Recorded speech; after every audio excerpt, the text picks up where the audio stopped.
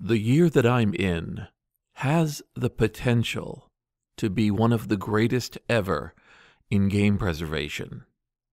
Disks are flying into the Internet Archive, gigabytes, terabytes of data, magazine cover CDs, personal compilations, shareware compilations, and professional CDs throughout the lifetime of the medium. People are uploading zip files that have extremely innocuous names and turn out to be one-of-a-kind, precious data that you would otherwise never even dream still existed. More than a few times in the past few months, people have gone from feeling like something will never be found to having somebody comment and say, "Oh, is this what you were looking for?" These miracles are not going to stop, and I wanted to take a few moments to think about all the ramifications of that. This is Jason Scott Talks His Way Out of It, a podcast about technology, history, and getting myself out of debt. Thanks to Daniel Boyd, Peter Healy, and the hundreds of other supporters on Patreon and elsewhere who have been supporting me and helping me get out of debt. There's a lot of stuff that I do, and frankly a lot of stuff that other people do, that could be defined as, you're visiting, but I live here.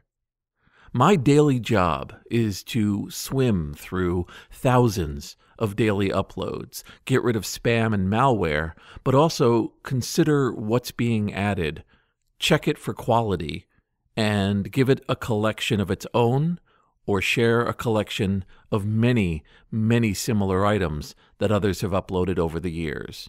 As a result, I also have a story that plays out over and over again, where somebody heard about the Internet Archive, taught themselves the best way to upload any of the items they have, and they've just been going at it. All of their items are unclassified, and I look at them and say, how did we miss this? And I'll realize they've only been at it for 4 days.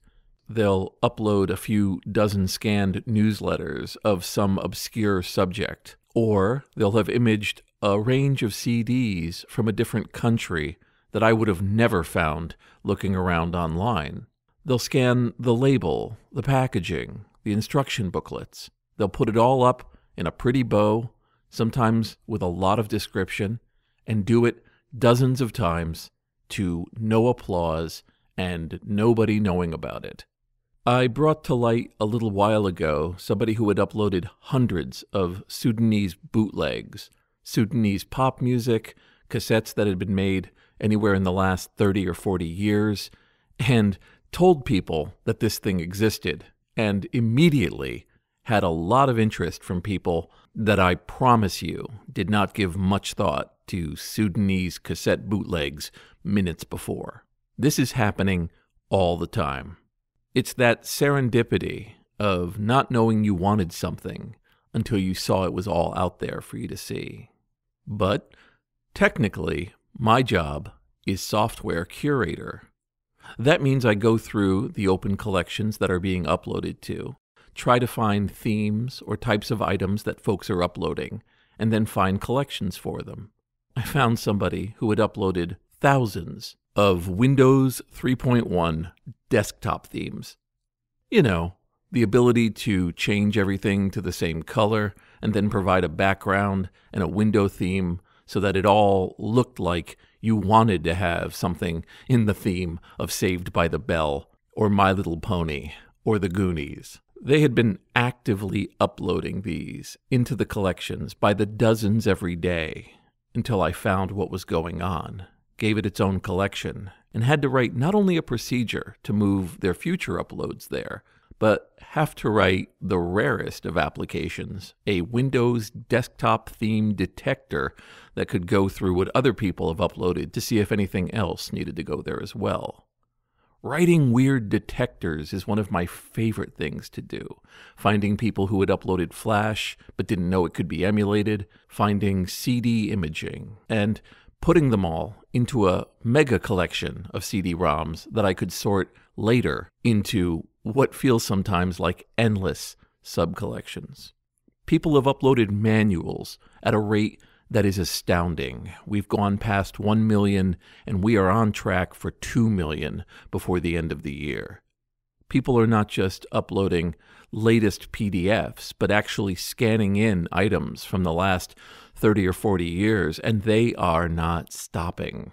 And then, as I have mentioned before, and which I want to really talk about today, there's the obscure, the weird, the unusual jewels that find themselves up on the archive. You see, software has a story, like all creation. You can look at a book and read it and enjoy it, but you might not know it was written under a pseudonym by a famous author known for a completely different genre. Maybe you don't know that the author died before the book came out and that it was found among their papers. Maybe you can read a book and not realize it was the #1 bestseller in 1902.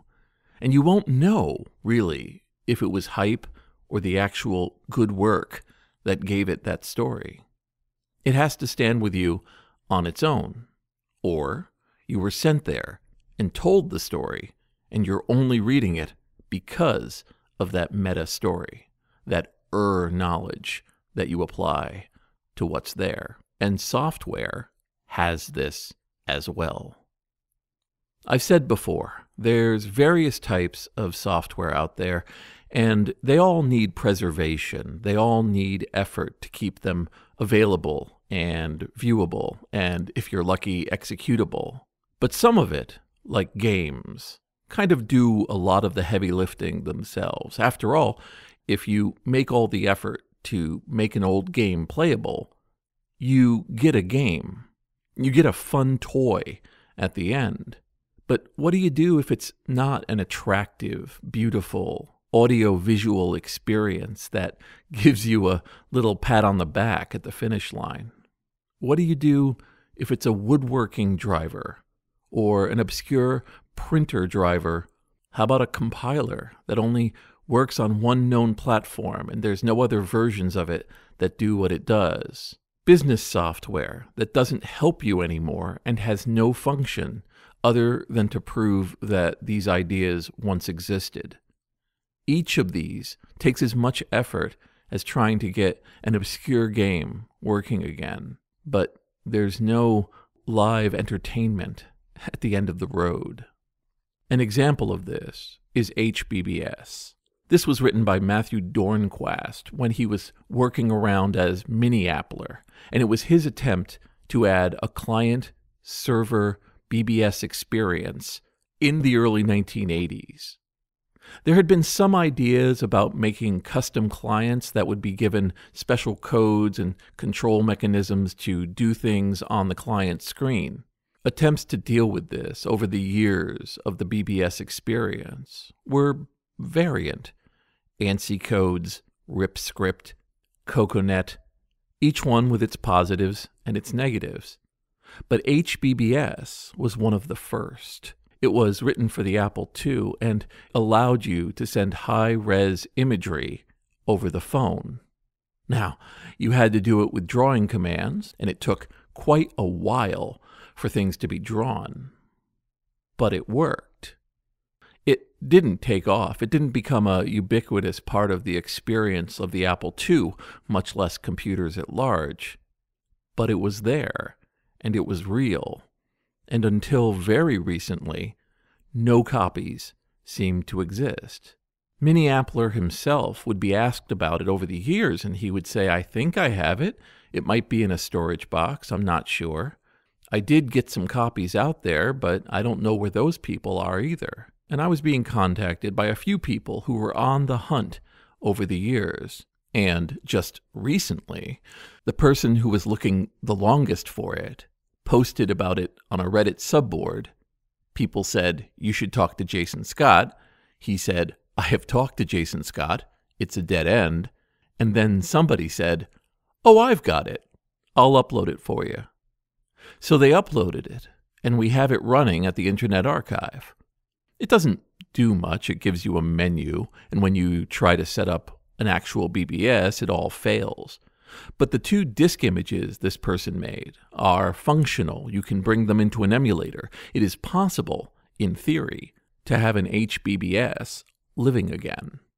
That journey was random.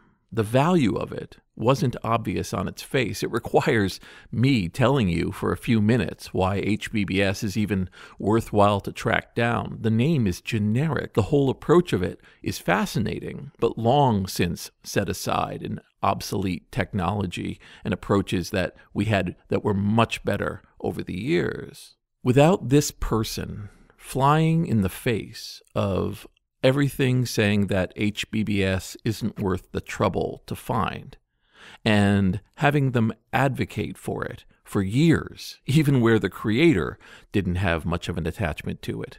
That's what brought it to life. Over the years, not only myself, but others have found source code, either on printouts or in zip files or buried away on tapes, and will make them available. And there's a lot of reaction to it that has a kind of sameness to it. That constant fear that the windows are going to be smashed in and that people are going to find us sitting there with a hot copy of the source code to Leisure Suit Larry. It's not as bad as all that, I can assure you. When I put up the Infocom source code, which a number of people had before me, and I put it on GitHub, it was GitHub itself that came to me and asked, is there any way we can make this work with our beautification routines? They had a system for detecting code and it could make things look much better. It turned out that somebody had written a filter for this source code, and GitHub, to their great credit, had it implemented within 24 hours. That code has been sitting there, read by many, shared by others, starred beyond belief for years now, and I still walk the earth. If you visit that account, which is called Historical Source, you'll find there's a lot more than Infocom there these days. Whenever I find myself being given something particularly special, up it goes, right into GitHub, right into their vault, and right there for anybody else to download. It's stored on the Internet Archive, of course, but it's fun to put it on GitHub and then give the impression that other programmers put down their tools momentarily, and all you have to do is take over and improve it for a new generation. To that extent, imagine my surprise when an entire group of enthusiasts of the source code of Infocom, which is called ZIL, started filing bugs against it and coming up with bug fixes for where the code had problems. At some point, Mark Blank, David Lebling, and other Infocom implementers have come to that discussion group, and thematically, they have said, "Really? Is this a good use of your time?" And apparently, it is. In the modern era where code can be modified, manipulated, and checked, bugs that were incredibly obscure and would have taken a tester months to find now just pop up when they run it through the routines. There was a situation where a bag of holding in Zork acted weird, had a randomness aspect to it. We had a great discussion about that. Other times, people would take away hunger and thirst as an option, so that if you added an extra command, you no longer had to think about those puzzles, which had long ago fallen out of favor as challenges or fun. The fact that this 40-year-old software could still maintain such a thriving interest in a community tells me that's going to happen with the rest of the code that we find. Among my favorite uploaded items at the archive are gamesourcecode.zip, and you unpack it and realize somebody has built a dragon horde of code pulled from who knows where, placed it there quietly, and run away. I honestly think we're only on the cusp of discovering what is showing up in the world right now that are being uploaded to the archive.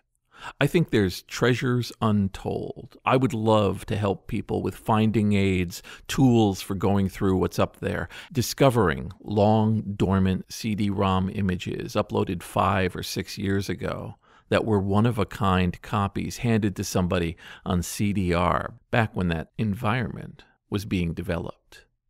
The numbers are getting out of hand. People used to hand me 600 megabyte images of CD-ROMs long gone. Now they send me 22 terabyte Google Drive links to pull from and copy onto the archive, filled with everything. I mean, everything. I am so excited for what's coming down the road.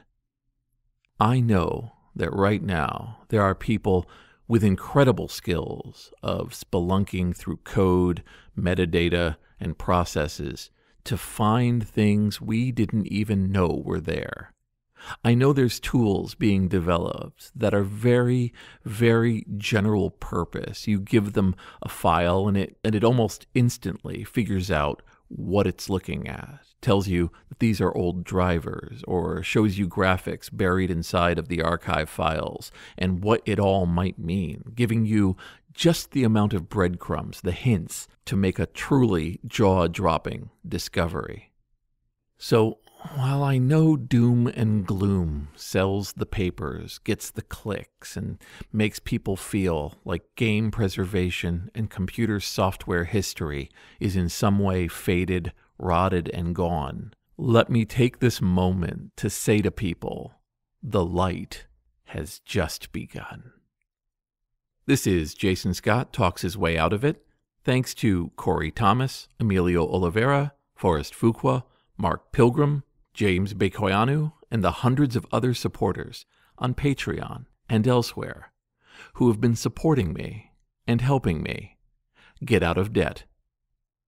Certainly, one of the finest experiences I've had in the past few years is the handing over of source code of games I played in my youth, things that I thought were magical spells inside of colorful boxes that required my quarters and my time, and which I thought I could never understand or glance into, that they would be forever locked from me and just force me to enjoy them from the outside as a player and never truly be given the chance to see what makes them tick.